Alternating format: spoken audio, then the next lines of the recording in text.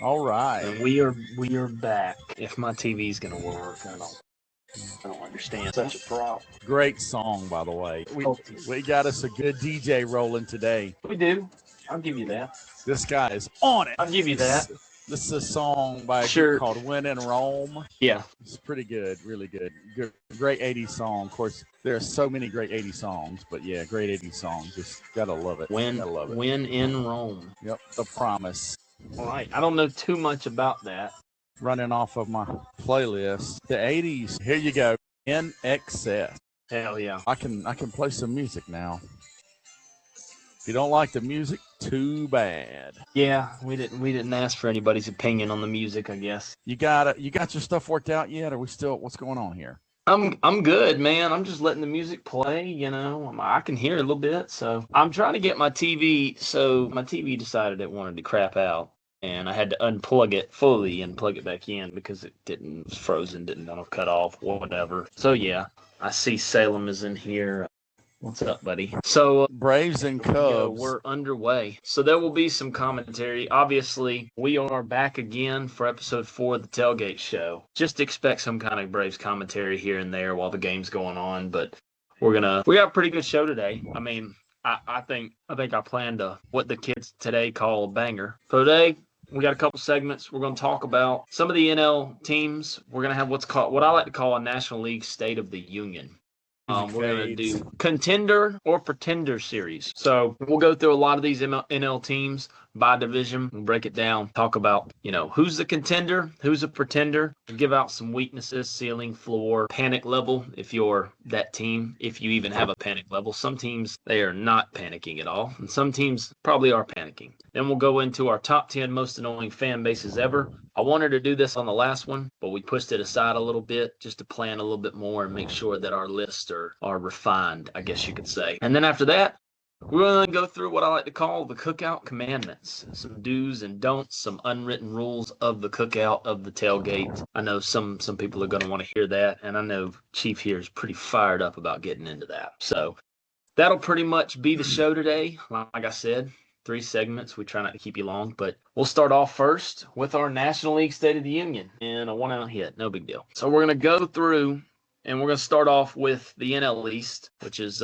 Braves, Phillies, Mets, Marlins. You muted yourself, but anyways. So yeah, sorry about that. I said he strikes out a guy and then he gives up a single. So we got NL East, Braves, Phillies, Mets, Marlins, Nationals starting out in the first inning, man. It's all good. So we'll break it down first. I have my stuff worked out as far as the state of the NL. I got a lot to say, and so I will start with my contenders. Okay, and we're only talking NL today. Yes. No L. Okay, we're going to cover the AL at a later date. We was gonna look at the NL East, then go to the Central and the West. Right, but no American League.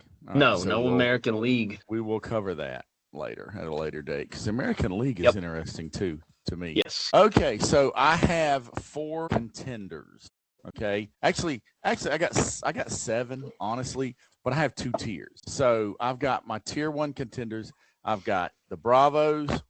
That was a little bloop hit. First and third. So, and Bregman takes off early. So I've got the Braves, I got the Padres, I got the Dodgers, and the Brewers. That's tier 1. Mm-hmm. Tier 2, I've got the Cubbies playing the Braves right now. I've got the Pirates, which I was not big on them early on, but now I am all about some Pirates, okay? And then I've got the Phillies. If you pay attention, the Phillies, 7-3 in their last 10. They're coming on. They lost. I think they lost yesterday, but everybody loses. You lose a game here or there. So, but they are coming on. So right now, I am 100%. I'm pretty sure they're going to be there. So those are mine. If you want me to go into it, I can. Or if you just want to go ahead and do your contenders first. Yeah. So. Hey, my pot is boiling. You do your contenders, and I'll just talk. Yeah, so I got a couple contenders. I really only have what I believe to be 5 real contenders, but I could also probably have 3 to 4 in there. Like I said, at the end of the season, only 6 teams make it into the playoff. So you got your 1 and 2 seed, and then you got your third division leader, and then you got your wild card teams, 3 of them. So but I'm going to give you 5 right off the bat that I think would be my tier 1. I think these guys are, at least if I had to make a prediction right now, would be lock for the playoffs, I would say. I think you got the Braves and the Dodgers are 1 and 2. I would say that the Brewers and the Cubs would be also kind of similar locks. And then I would say probably the Padres would be your other lock. So, those are mine: Braves, Cubs, Brewers, Dodgers, Padres. And then if I had to pick my extra 3 or 4, I'd probably go with Phillies, Reds, and honestly, probably the Diamondbacks. I'm not as high on the Pirates, I don't believe. Good run, but don't know if they'll be able to sustain it. So, like I said, my bubble teams would be more of the Diamondbacks, Reds, and Phillies. So Okay, I get that. So the contenders, I'll explain, and really, I think there's just one tier. And so, honestly, right now, the Braves, the Padres, the Dodgers, and the Brewers, I feel pretty good about them. I think the Brewers are going to win the Central, which we'll go in that. But also, I think then the other two, I think Cubs, Pirates, Phillies, any two of those could make it. That's just my thoughts. Honestly, I think you're going to get 2 from each division this year. That's just my thoughts, and we'll go through that when we go in order. That would be all right. So let me give a few reasons here. All right, the Braves, obviously, they have 30 wins. No one else in the bigs has 29. Okay. Yep. They are way ahead of everybody else. The Braves do not have many holes. Right now, they're playing the leading. Yep, they still lead. They're playing the Central leading. That was foul. Ooh, good. They're playing the Central leading Cubs, and they just beat them twice. And look what they're doing. I mean, Acuna is not out there right now. Okay, so we're hurting there. And then, of course, you got Baldwin playing, but we don't have Murphy. So we go and we pull up a guy. The Braves are still clicking along. Yeah. And I really think the pitching staff is going to get better. So, yep, empty in the first. Because Strider, second start, he's getting better. I want to talk about Richie for a second. We can talk about him later too, but this kid's got some stuff. He does. He's got 75 pitches that he can throw. Basically he can throw a different pitch. I mean, what has he got? 6 pitches? I mean, it's crazy. And the kid just needs experience. He'll be fine. So the Dodgers, come on. I mean, the Dodgers are just loaded. I don't know what's going on right now. They're in a little bit of a run. They're actually 5-5. They lost 4 in a row there. Yeah. It just doesn't make a lot of sense to me. Or 3 in a row. So they lost 3 in a row. It's just weird. So, and then I go to run differential, okay, which matters a lot. So the Braves are plus 93. All right, and that is tops in the NL. The Yankees are plus 69. 1, 2, 3. There's only 4 teams in the American League. Four that are plus in the run differential. Seriously. The Yankees are 69, plus 69. The Rays are plus 22. The Mariners, okay, who top 3 team. So, and they are plus 16. And then the Guardians, or the Indians, excuse me, I'm going to say the right thing. The Indians are 4 plus 4. So, and then in the NL, of course, the Braves, the Dodgers. Here's the funny thing. The Braves are the only team in the East that are plus, like I said, 93. Right.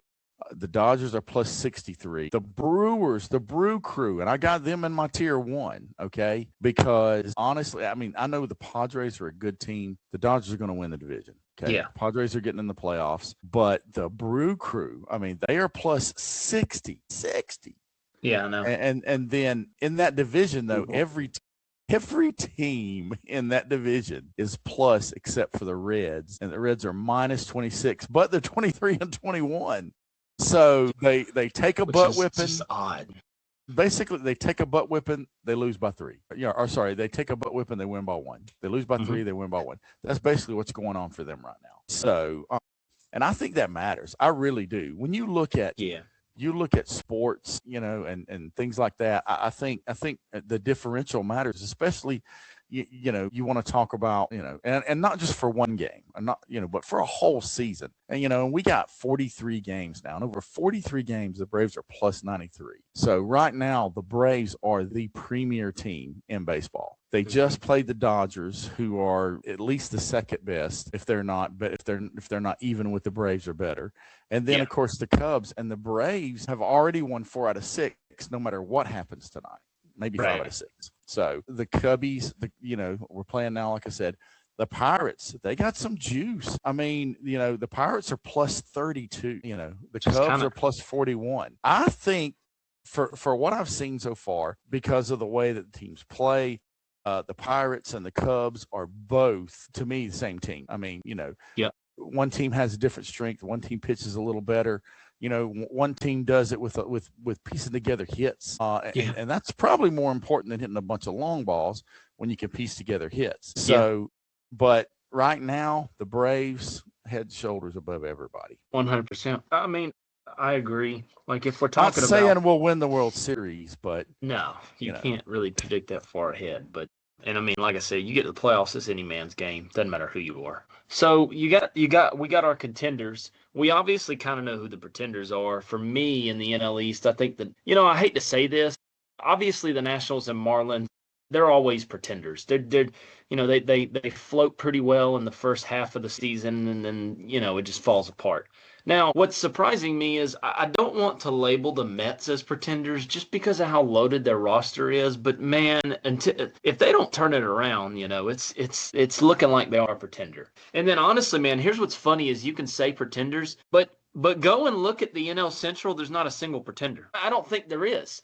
Look at it. Even, Chief, I think we're overlooking the Cardinals right now. I mean, I really do. They're third in that division. They're not a bad team, right? They play good baseball. They're only +2 in the run differential, so they're not dominating. I don't know, man. I mean, 25 and 18. They're ahead of the Pirates and the Reds right now. I mean, hell, they're ahead of the Diamondbacks and the Giants. They're ahead of the rest of the NL East behind the Braves. They're not bad. They're not a bad team. The Dots are where I say they are. Well, I'm just saying, man. If we're gonna, they're not a bad team. No, but they're pretenders, and I think they get left out. So. Probably their run differential is very slim. I mean, +2, they're almost even. Yeah, in that division, that means they suck. I mean, just strictly speaking on National League, man. Look at the dang Giants, man, -42. Wow, that's bad. So I reserve the right to change this at the end of July, early August. But my pick is Braves, Brewers, Dodgers. Those are the division winners. And then I'm taking Philly. I'm taking the Cubs, maybe the Pirates, and then I'm taking the Padres. So. Well, if I'm gonna. So real quick, the Braves won 2 out of 3. They didn't sweep the Athletics, right? They won 2 out of 3. Okay. No, so right now, as we sit, the Braves are. We won 2-1 against Cleveland, 2-1 against the Athletics. That's 4-2. Yep. 2-1 against the Dodgers. That's 6-3. So right now the Braves are 8-3 against division leaders. Yeah. And 1, 2, 3 of those series were on the road. Yeah. Now this is kind of funny. If you can get this one tonight, 9-3 against division leaders. Yeah.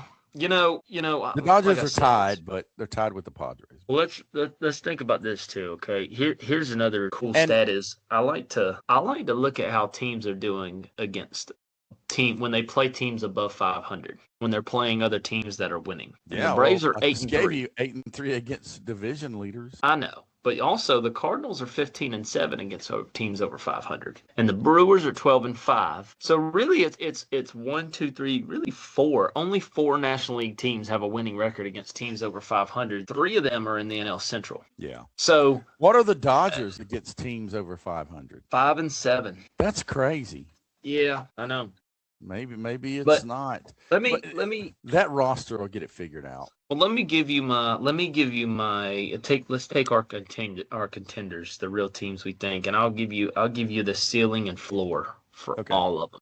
Okay. So we'll go take the Braves. The ceiling is obviously 100 plus wins in division. At least in terms of regular season, 100 plus wins, division, number 1 overall seed. The Dodgers, 100+ wins, division, number one overall seed, ceiling. I mean, we're talking about the ceilings, right? Brewers, 95+ wins, division, number two seed, probably number one, depending on how things shake up. And then if I'm going to take the Cubs, I'd say a 90-win team, division, probably a two seed. Who else? The Padres, I'd say 90, could be 90 wins, but that division is tough, and I don't think they're going to get maybe the in the Dodgers are going to playoffs. win that division. That's what I'm saying. So for them, second in the division, wild card, probably 90 wins. And then if I'm going to go with the Pirates or the Reds, I'd say maybe 80 something wins, 90 wins, second in their division, wild card. And then the Phillies wild card, obviously, for me. I think the Phillies ceiling isn't division winner.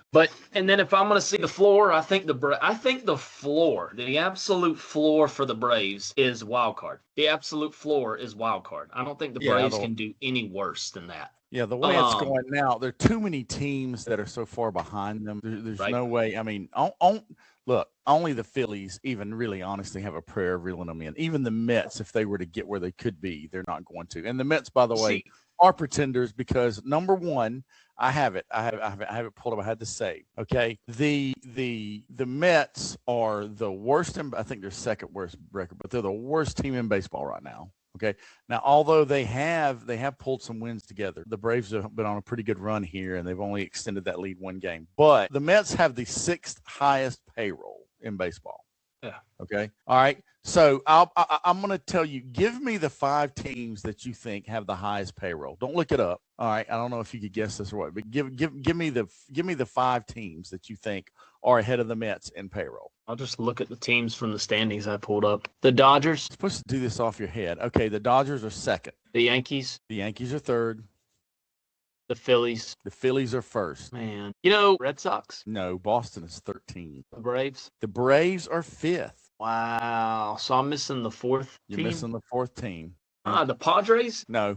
How Where not, are the though? Padres? Where are the Padres? Look, man, Tatis and Machado, that's a lot of money. They got a couple of bargains, though. I mean, the Cubs? Nope. You want me to tell you? Yeah. You want a hint? Yeah, give me a hint. World Series. And recently? Last year. The Blue Jays. Yep. How, man? How are they spending that much know. money? Vlad. I mean, Vlad's a big contract. I know that. Yep. But, wow. And they got rid of Boba Fett, too. Wow. So the Phillies are 281 million. The Dodgers are 290. I'm sorry. Wait a minute. Hold on. Okay. I'm sorry. I had that wrong. Okay. I didn't have the total overall payroll. Okay. My bad. So scratch all that. I'm just going to run it by you. The Mets are number one. The Mets have a $335 million payroll, okay? And they have the worst team in baseball. That's pretenders, okay? They pretended by going out and getting all these people. They pretend by paying all these people all this money. They got all these guys. The Mets absolutely are the dregs of the sporting world right now. So, yes, Cleveland Browns, you are thankful there are the Mets. Yes, Golden State Warriors, who I had a little, we'll get to them later in our fan bases. The Golden State Warriors, you guys are trash, but guess what? You're not as bad as the Mets. Chicago Bears, you aren't winning anything this year. Okay, last year you're Chicago. It's over, but you're not as bad as the Mets. So that's now the phrase in all of sports. You're not as bad as the Mets. You're not as bad as the Mets. Wow. Yeah. Shane Beamer. Kind of wild. You go out there and you win 9 games or 8 games, and you get all these players, and you come out the next year and you win 3 games. You're not as bad as the Mets, though. So that's your thing. True. South Carolina baseball. All right. South Carolina's been to 6 World Series championships, 6 national championships. They won 2 of them. They went to 3 in a row. They won 2 of them. They looked as dominant as you could look. They shut down Rosenblatt. They go across town. They open that place up. Things are rolling. All of a sudden, Ray Tanner hires his best buddy or whatever. Okay, and he basically gets in the Ferrari. Doesn't even get it up to the speed limit in a school zone. Runs it off the road, explodes 5 buildings, causes trillions of dollars in damage. Not as bad as the Mets. Not as bad as the Mets. I think that's. I mean, we could probably turn that into a meme. We could probably snapshot that. Mets, Dodgers are second, Yankees, Toronto, Philly, and then Atlanta is 5th. Wow. So or 6th. Sorry, Atlanta's 6th. in payroll. This is what's crazy Something for me. else. Let me ask you this. Who do you think is the oldest team by average age in Major League Baseball? I would never have guessed it. I would even have been close. Probably the Dodgers or the Astros. Nope. The Atlanta Braves. Wow. 30.8 years average team age. The Rangers are 30.3, and then the Yankees are 30. Everybody else is. But the lowest is St. Louis is 26.9. So that's wild. They might be the team of the problem is every 2 years you gotta pay all these guys or something or let them or make some moves. But for now, you've got 26.9 is the lowest. So it's all close. And all the teams that we've talked about being contenders, the Dodgers are 29.8. The Mets are 29.8, so it's I mean, Arizona, San Diego, Tampa Bay, 29.7. So they're all really close there. But yeah, the Braves are technically the oldest. So that's crazy. I wouldn't have thought that either. I mean, the Mets are outspending the Dodgers by $38 million in their last. Anyway, so yeah. Well, let me go through this real quick because I want to. Go ahead. I'm going to go over some weaknesses of these teams, of each of my contender teams. And I think some of these you might agree with, and some of them you probably won't. But the Braves' weakness, we're going to start with the Braves. You know what I think their weakness is? Base running and base coaching. Yeah. Last night was a huge faux pas. And it's not that. It's we got picked off 2 times in the same night at first when we weren't even trying to steal. That's a problem. Something's wrong. Acuna's the only legit base stealer. He's out. But it doesn't. But yeah, you're right. But to be picked off twice when you're not stealing and you're not getting some overly big lead, you're not extending that. Like you're just a normal lead and you get picked off twice within 3 innings. That's not good. Okay, something's. When you are picked off more times than you're even trying to steal, yeah, there's a problem. Yes, it's a big problem. Yeah. And like you said, I mean, you were really frustrated about that sending Kim last night. When he's out by a mile, and if you leave him, if you hold him up, it's second and third with 1 out, and Dubon's coming up, one of your hottest hitters this year. Yeah, you got to. Now, listen, if it was 1-1, he was, you only had 1 out. If he was to go ahead run, maybe take a chance. Okay, although I still would say no because you already got the lead. Okay, Michael Harris had scored, so now it's 2-1. Now you got second and third. You got 1 out. Dubon is up. Dubon has been money. Of course, what happens? He picks everybody up. But still, the third base coach just robbed Dubon of a run, of an RBI. Just robbed him. 3-run homer. Bobby Cox up there is looking down and he's saying, "How did you blow the 3-run homer?" Hey, because Bobby would not have sent him. He'd have been like, Bobby would have been like, "Oh, if Bobby we would have been like, no, we get a 3-run homer. We get 3-run homer. Yeah. So you just can't do that. And then of course Rysel comes in, walks the guy, double play ball, boom. Then he ends up getting the win. I can imagine Bobby sitting there and them asking him about that sending that run. He'd probably sitting there like, well, if we'd have just not done anything, we could have had a 3-run homer. That's right. See, why are you trying to do something? The only time it would have been smart to not do anything, and we messed that up. But you're right. I think that it probably is the Braves' weakness because where's the weakness? Where's the weakness in this team right now? Honestly, I know. I mean, the lineup up That's and down, why I had especially when we're healthy. Okay. Yeah. When the Braves are all healthy, the lineup is going to be jazzed. The starting rotation, and Schillenbach isn't back yet. I mean, I don't know. Maybe he's not coming back. I don't know. They're saying they said mid-June or whatever. Yeah. But everybody else. Bryce Elder is pitching, man. He is. So Grant Holmes still has to go, but you got to have a guy to go out there and give the other team a chance. Yeah. That's probably the most important thing is that somebody gets a chance. So you can't win 162 games. Well, so just from my perspective, yeah, you're probably right. That is the weakness. Bullpen has been absolutely nails with Suarez and Iglesias. Boom, boom. I mean, you're set up. Tyler Kinley has been great. Lee's been awesome. Perez, man. Perez which has been great. Perez looks like he goes out there and he has this look on his face like, where's Babe? I'm striking out Babe. I'm going to strike out Babe Ruth, Mickey Mantle, Ted Williams, and I'm going to ask them how they liked it.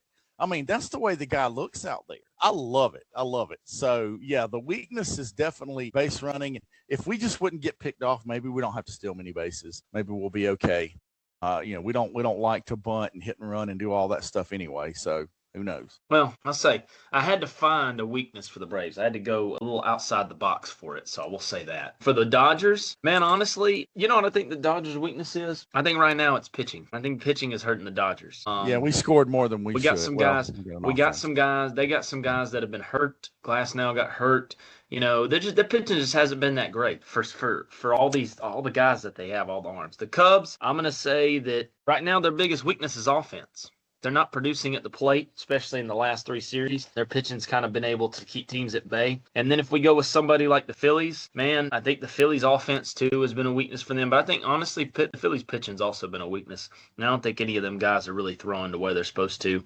But yeah, so if I just went through a couple teams and said their weaknesses, that would be mine. But the Braves for sure, base running. Dodgers pitching. Yeah. Some other teams has been their offense, but that's what I got.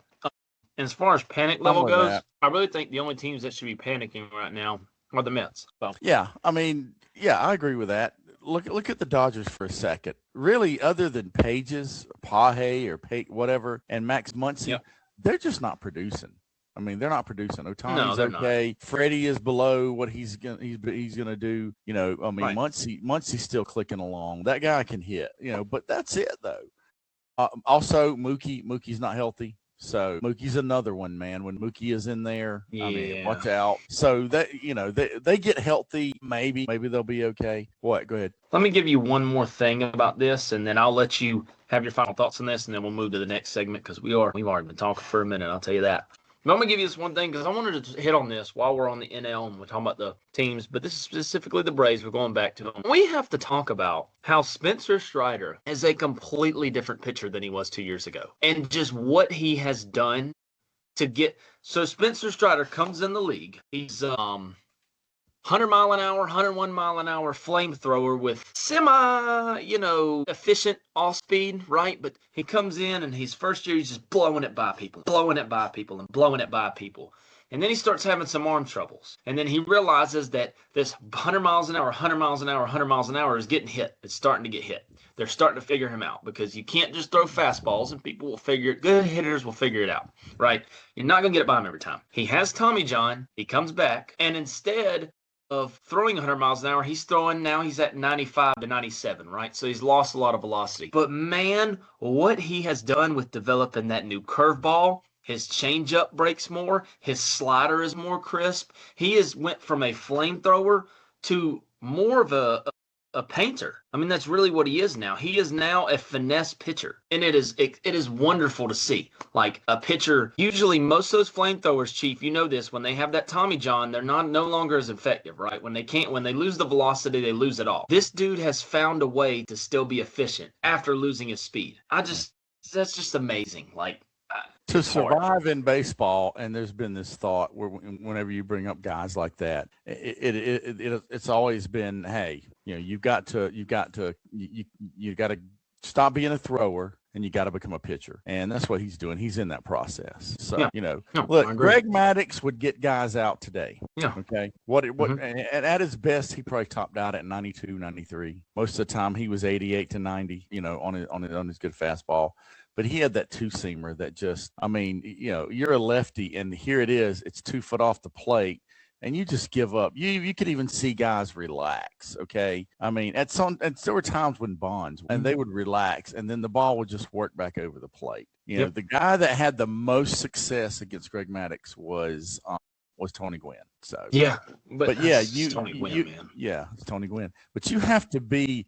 At one point, Tony Gwynn could have went like a year and a half playing every day and not get a hit and still batted 300. So, but yeah, Strider's become a pitcher. So, so that also at the end. So I got the Braves and the Phillies making it from the East. I got the Brewers and the Cubbies, and then I got the Dodgers and the Padres. So that's my picks for the East. That's a fair one. Mine. I'd probably go.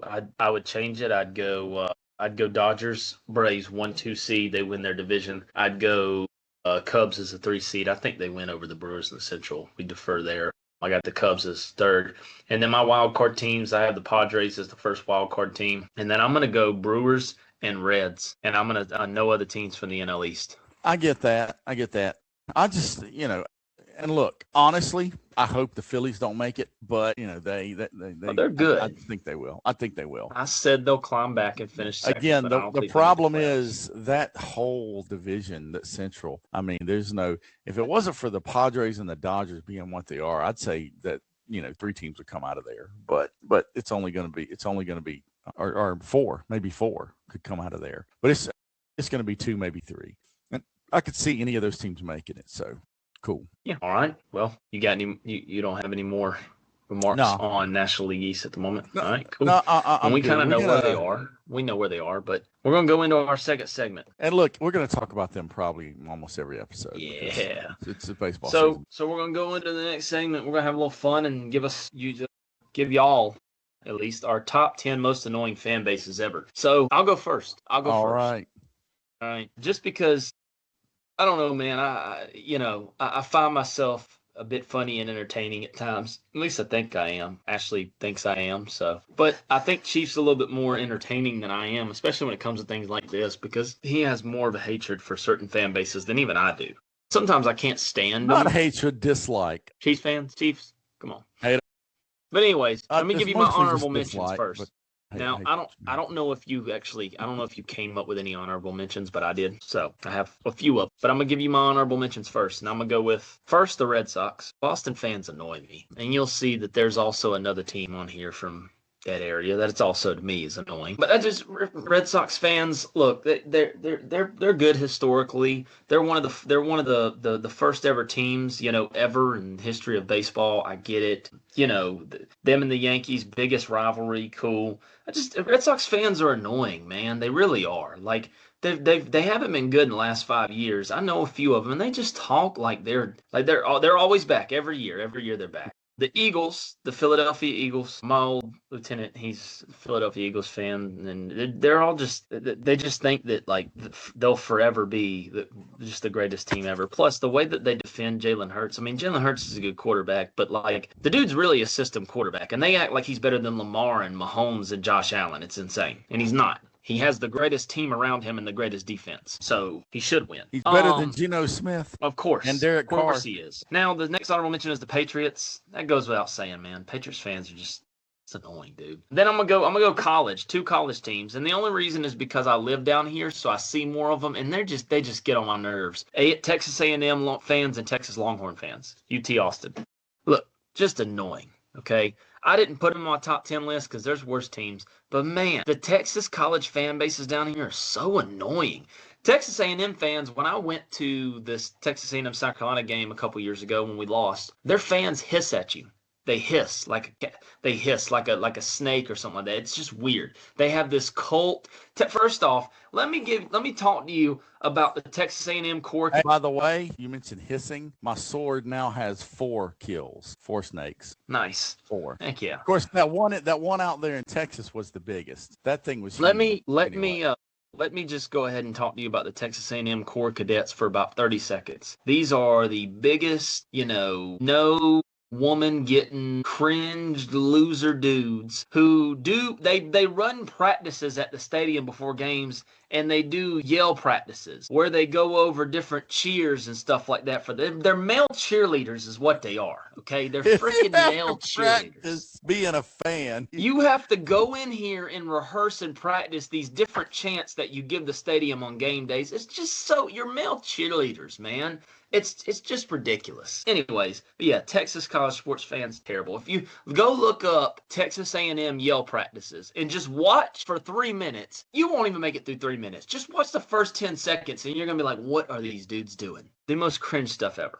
All right, now we're going to get into my top 10. Okay, enough talking about honorable mentions. Number 10, the New York Yankees. Yankees fans are annoying. 27 World Series, you have the most. It's because you've had a team for like 10 years longer than anybody else in the league. Okay, you've been around the longest. Yeah. All right. When is their last World Series? 2000. Yeah, it was like late 2000s with Jeter. They lost in 2001. Sure. Schilling and Randy. Yes, Schilling and Randy.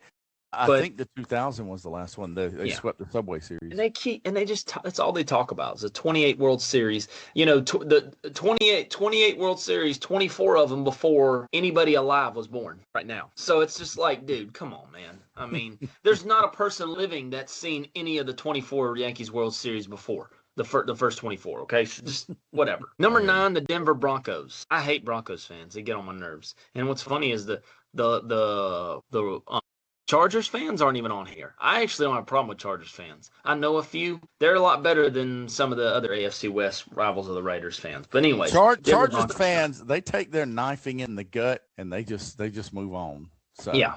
Yeah, and they take it like a champ. But yeah, Denver Broncos, that goes out saying we're Raiders fans. We don't like the AFC West teams. We don't like the Denver Broncos. Plus, you're from Colorado. It's Colorado. Anyways, speaking of Colorado, number 8, the Colorado Avalanche. You don't know a whole lot about this because you're not an NHL fan. But if you're a Dallas Stars fan like me, you hate the Avalanche because they hate the Stars, and it's this rivalry. And for some reason, it is a deep hatred between Dallas Stars and Colorado Avalanche fans. Sucks right now, though, because the Colorado Avalanche just beat the Wild, and they're going to the Western Conference Finals while the Stars had a first-round exit. So Avalanche are probably going to win the Stanley Cup. This will be their second this decade. Is anybody? Are they going to beat Florida? Can anybody really beat Florida? Florida's not even in. Florida didn't make it. Florida won it 2 years in a row, and then they didn't make it. Whacked. It is. It's weird. So, anyways, Colorado Avalanche. Anyways, moving on. Number 7, the Dallas Cowboys. I think everybody can agree with me on this one. All right. If you're not a Dallas Cowboys fan, okay, are they not annoying? I mean, just we're America's team. We them boys. We them boys. I have many friends who are near and dear to my heart, would do anything for them, and they are Cowboys fans. Absolutely ridiculous. So, yeah, I'm going to let that one slide. Cowboys, man. Number 6, the LA Dodgers. Can't stand them. Yeah. Just can't. Dodger dogs are worthless. Right. And a lot of people are Dodgers fans. You'll see them, wearing the Dodgers hat, and you'll be like, oh, you're a Dodgers fan? Yeah. Oh, cool. Can you name a player on the team? Oh, I just like the hat, so I pull for him. And all these people wearing Dodgers hats, they just wear it because the hat looks cool. It's so whatever. Number 5, I'm not a fan of NBA. We don't really talk about it. The LA Lakers. Can't stand the Lakers. Can't stand their fans. All right. Don't like it. I had to put them up there. And part of it is because LeBron's there now. And, the dude's still chasing rings with super teams and trying to assemble all this, whatever. I can't stand the Lakers. Don't like the Lakers. Every time I see those yellow championships. Time I see those yellow and purple colors, I just want to puke. I just can't stand them. Number 4, and this you're going to be surprised this isn't higher, but the Clemson Tigers. I can't stand. Clemson fans are the worst. They are just, that Clemson could lose every single game, and the next year some of their fans would be like, "We winning it all this year." I mean, they could lose everybody in the portal, but Dabo will find a way. Yeah, they're entitled a bit. Number 3, the Kansas City Chiefs. Look, man, Kansas City Chiefs are just their fans, their team. Great choice. Look, when the Chiefs and Broncos play each other, I pull for the stadium to blow up. No, I don't do that. I'm just joking, obviously. But if an accident were to happen and somebody like Mahomes or Kelsey, couldn't play again, obviously it would suck. But for them, not for me. If I see a shirt somewhere that said "refs suck," I don't care what size it is, I'm buying it. But when the Chiefs and the Broncos play each other, I am pulling for the ref. I know. But yeah, so Kansas City Chiefs 3. Number 2, the Philadelphia Phillies. I mean, look, that's 2 Philly teams. I had the Eagles in my honorable mentions, and then Philadelphia Phillies number 2. Look, losers, it looks like whatever. They just got off the slow train from Philly. I mean, the whole town smells like a cheesesteak. Which isn't a bad thing. I know, but I like cheesesteaks. Cheesesteaks are good. They smell good, too. And number 1. Ben Franklin and cheesesteaks. Yay. Number 1. Drum roll. The New York Mets. The New York Mets. Absolute mom would be proud. She's going to love listening to this just for that. New York Mets, number 1. Worst fan base ever. I mean, they drag their knuckles when they walk. I mean, just mouth breathers, just ungrateful, just losers. I can't stand them. Mets, number 1. That's my top 10 most annoying fan bases, and I guarantee you I still miss somewhere out there. Ozzy needs to come through for us. Okay, that's good. I'm going to do mine. I did it a little different. All right, I know you set the parameters or whatever, but I'm going to give you my honorable mentions and then my top 5. Okay, so my honorable mentions: Chiefs, Chargers, Broncos. Okay, the unholy trinity of axis of evil. All right. So, those fans are just, the Raiders are better. An organization is better than all of those. I don't care what the last 20 years have been, 25 years or whatever. We're better than them for a long time. Even we weren't even any good in 2009. We were 6-0 against those chumps in the division. So all of those guys, I don't like their fans. I don't like their players. Now, that said, if we had Mahomes for the last 6 years, I'd probably be thinking he's the best quarterback of all time. But I would he too. plays for the Chiefs. So guess what? In the clink. Yankees. So I'm going to agree with you on a lot of these. Yankees, absolutely. Yankees out. They're, they haven't won a World Series in 25 years. They're entitled. I don't like entitled. Okay. And then another honorable mention. Probably gonna be surprised they're here, but Clemson. The Clemson Tigers. Wow. And this is every sport. To be in the top this 5. includes soccer and I don't know what all kind of crazy, badminton, whatever it is. And this is why. The Clemson Tigers are always, and honestly, let's look at it this way. In football, of course, overall, they have the advantage over us in wins. And as far as a program overall, they have the advantage. Basketball, we're a better program historically overall time, and we have more wins. Baseball, same thing. They have more wins, okay? They have more wins in baseball, but that doesn't matter, okay? They haven't done anything. 2 natties. And 2 times we played them in Omaha, okay? And both times they came in and they were the top dog. They were sitting in the top seat. We had to beat them twice. We spanked them twice in 2002 and 2010. In 2002, we spanked your bottom blue. In 2010, we did it again. So 2 of the sports, and then women's basketball. What, do they even have a program? I mean, or do they just pick out like 8 players and run them out there for us to beat them by 70? I mean, end of story. Okay. Yeah. They didn't even have a softball team until they come around, and they get some girls that are there for like 2 or 3 years, not even playing, just practicing for when they become a team, whatever. So they're entitled. Now, a lot of friends and a lot of family. I mean, family, brothers, cousins that are Clemson fans and stuff.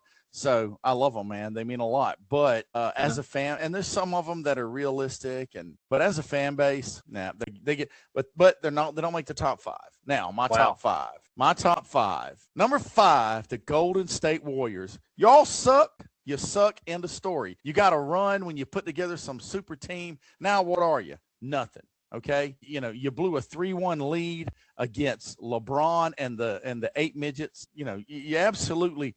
And there were, I remember all these years before, the 2000s or whatever. And it's like every NBA team is like, man, we're struggling. When do we play Golden State? And so the 90s, they put together a little bit and then, so I don't know. I just don't like them. Most other NBA franchises I'm okay with, don't like them. Okay. Number 4, the New England Patriots. All right. I'm going to try and say, I got a rant for later for this, but first of all, New England, you have never won a Super Bowl. Tom Brady won 6 Super Bowls. You didn't win any, okay? When everything that you have is one damn player, you do not count, okay? Yeah. Well, but we did have that player. I know, but it was one guy. And his whole entire run started off of some kind of fake robbery of course, my team, the Raiders. Yeah. Brady fumbled that football because Woodson laid it on him. Okay. And Brady, all right, to this day, will admit he was sitting there with the he admits it. Yeah. And so that started the whole thing. So let's go back. Let's let the Raiders win that game, win that Super Bowl. Let's go the next year. And Tony Siragusa, Rich Gannon throws a pass, runs around the end zone. They blow the whistle. Everybody lines up. Siragusa dives on him. No penalty. Puts him out. Tony Siragusa is probably the worst player that ever got credit for doing anything good in the history of sports. So, and then the next year, okay, if we didn't trade Gruden, then guess what? So anyway, so three Super Bowls in a row. We'd probably be even more relevant now. But yeah. So Patriots, you're out. So where am I at now? I'm at number 3. Number 3, yes, Philadelphia. The entire Philadelphia organization, okay, our town, the Phillies, the Mets, the Sixers, whatever else y'all got, okay? Probably all your high school teams, all your little league teams. I'll bet you money that there are fights like all the time. There are people yelling stuff. These guys booed Santa. They booed Santa on Christmas Eve. They booed Donovan McNabb when he got drafted. Okay. Yeah. There's a jail inside of the stadium. All right. And, so they know they're ready. Okay. Yeah. And then this town puts, Dr. J up on a pedestal. Okay. Well, find out about his daughter that, whatever. So that's all I'm going to say about that. Number 2, the Notre Dame Fighting Irish. Your last national championship was 1988, and you act like you are the most elite team of all time. You're not Alabama. You're not Ohio State. You're not Clemson. You're not even freaking South Carolina. Okay. Wow. There's 50 other teams better than them for the past 40 years. Okay. Yeah. Period. Their last night was 1988. They're all snobs. They're all elitists. When you go to a tailgate, it's not wine and cheese. Sorry. So Notre Dame, and of course, the number 1 worst fan base of all time, the New York Mets. Yep. So I'm with you there. Absolutely. They won a championship in 1986. 40 years, nothing. I wonder if they'll break those that. Dudes still talk about. They still talk about Darryl Strawberry. They still talk about the freaking. They still talk about the shoe polish on the ball from 1969. Man, come on, dude. Like on Seinfeld when the guy's the clown at the party and George is like bozo, and he's like, man, you're hung up on some clown from the 60s, man. I guarantee you can't talk to a Mets fan for 10 minutes about the Mets without them mentioning Darryl Strawberry. It's like, dude. It's over with. Yeah. It's over. Strawberry's gone. Keith Hernandez ain't playing anymore. No. That team. I will say this, though. I will say this. Probably the baddest man to ever play in the 3 major professional sports is Kevin Mitchell. Okay? Yeah. He was on that team in 86. Kevin Mitchell was street, okay?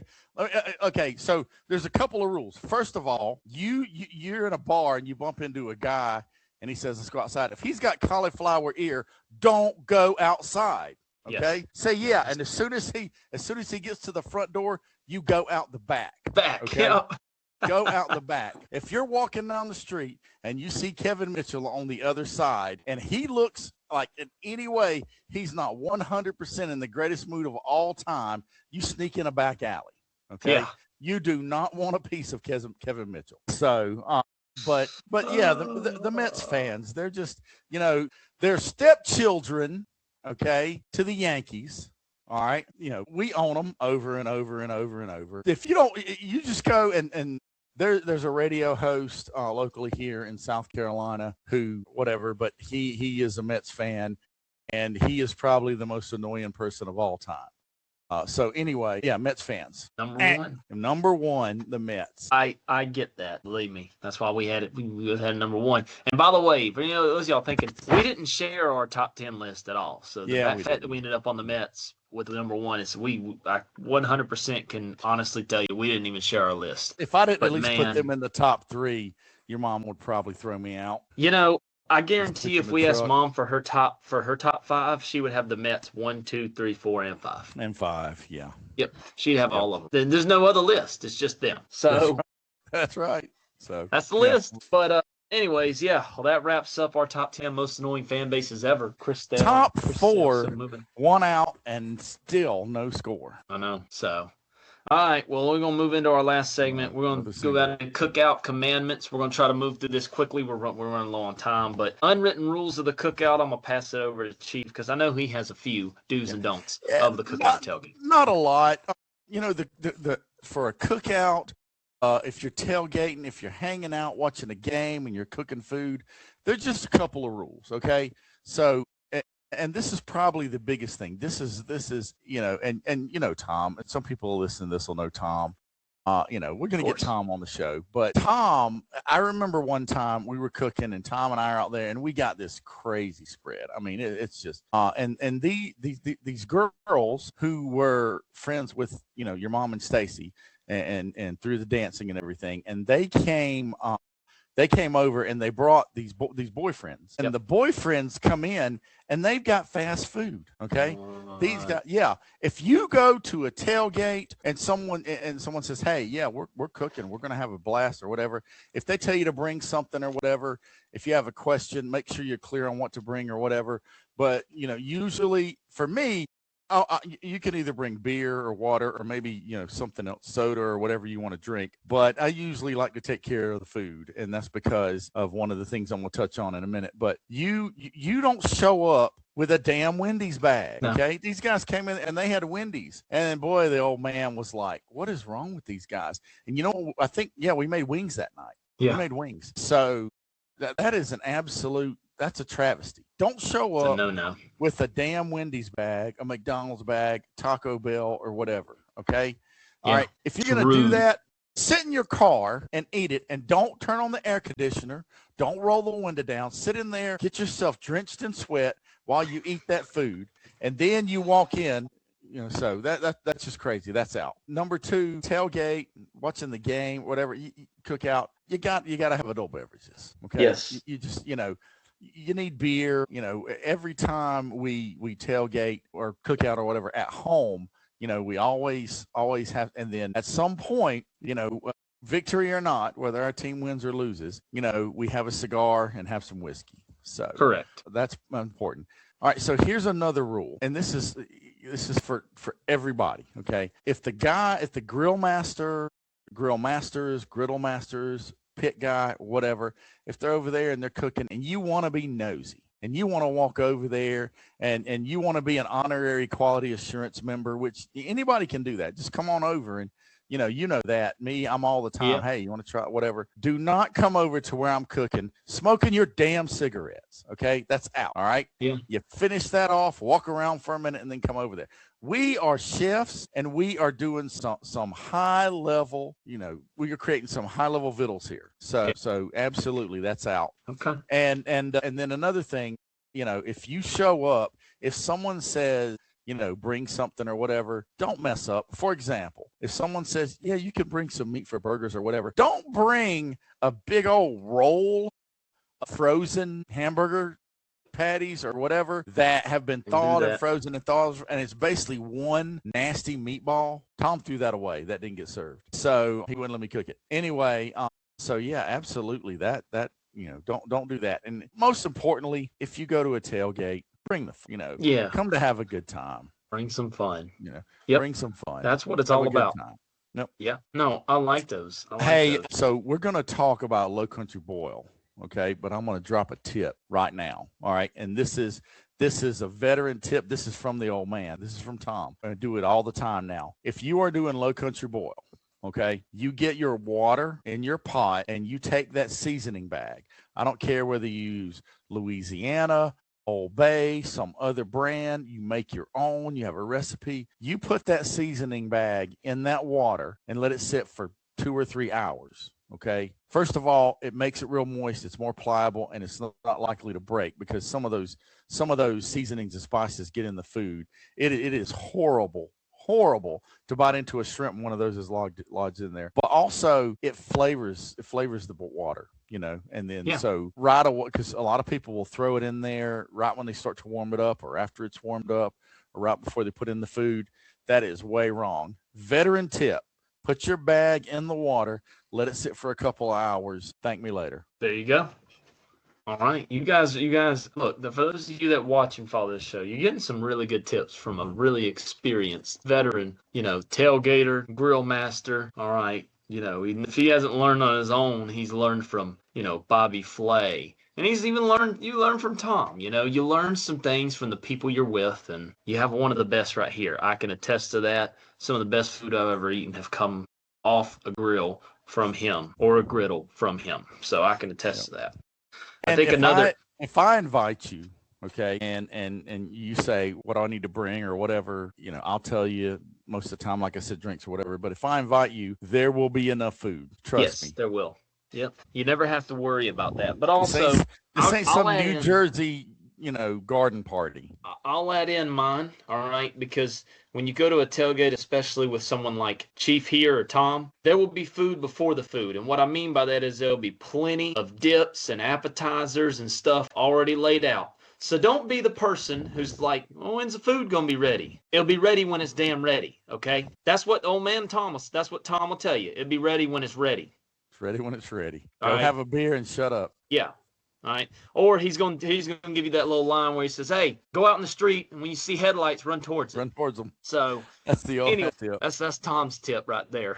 Don't do that. It would be pretty bad for those of you. And why is the TV not on Alabama? Yep. Why? Why is Alabama not on? Somebody get this. Stacy, get this working. What's going on? But anyways, well, that's pretty much going to wrap it up. I wish we could go a little bit longer. We're running over time right now, but we don't want to keep you too long. But again, hey, episode 5 coming Sunday. This concludes episode 4. We appreciate you hanging out with us, listening, enjoying us. What are we going to do when I run out of fingers? I don't know.